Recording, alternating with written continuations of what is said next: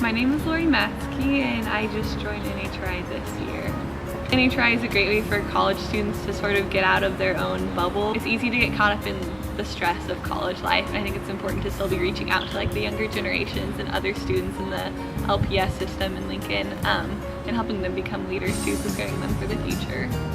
I'm Kelly Green. I'm a senior counselor in NHRI. I have a junior counselor, Eliza, and she is just a kick. We get to hang out at least once a week, sometimes more than that. Eliza was very intent on letting me know right away that we would be hanging out a lot. NHRI has helped me realize what my skills are.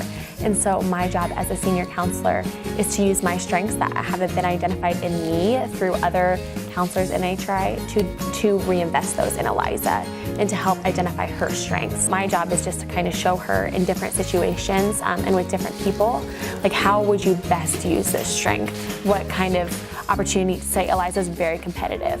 So we love to play sports, we love to do that kind of thing, and I say, you know, how can you encourage your teammates, or how can you do things like that? And then since I invest in Eliza and do the generativity in that way, it is then her job to invest in others. By filling her bucket and by continually investing in her, that fills my bucket. That helps me feel better. One of the first things that we talked about in NHRI is actually first identifying our junior counselor's strengths.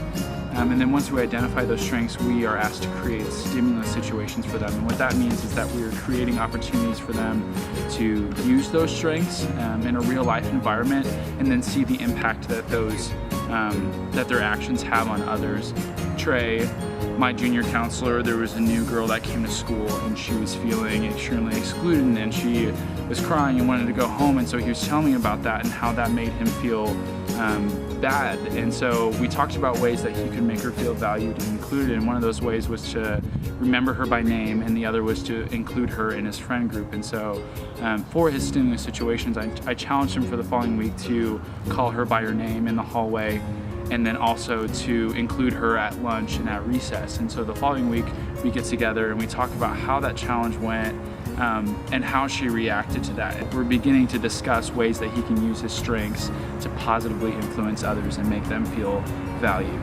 So you can kind of see the ripple effect that's happening here, even with a first grader, which is really sweet.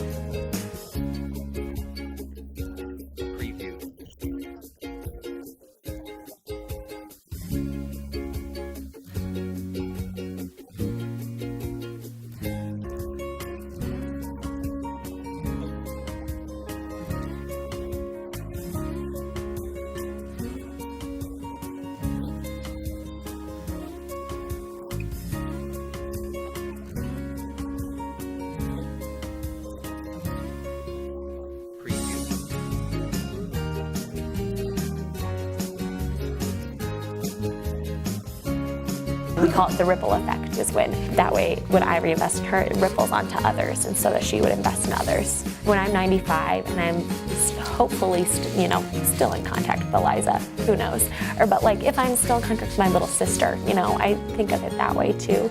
I would sure hope that their investment in others has continued to create investment in others. And so just that generativity from going from generation to generation, that's what I want to see when I'm old. NHRI is an investment, but it's a great investment.